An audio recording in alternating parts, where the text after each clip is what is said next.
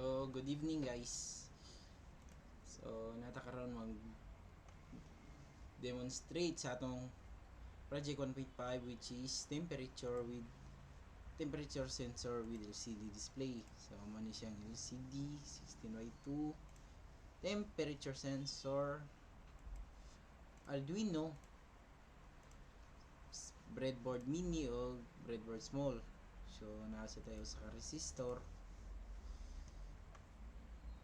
So, ground guys. So, natay ground padong diri sa breadboard small, padong negative, yeah. 5 volts to positive. Nya nagkuan sa tag-og ground diri sa temperature sensor og 5 volts. So, nagkuan sa ato sa gi-connect sa A0 ang atong temperature sensor. So, nag-connect sa taog mga jumping cable or jumping wire sa atong LCD. So, ang pin 8 is gi-connect na to padung sa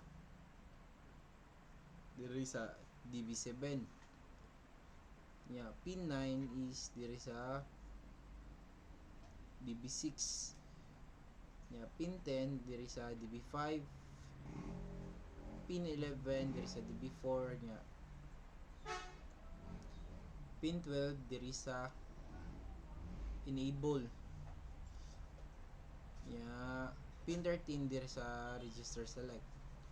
So, ato sa gi ko nanog mga ground og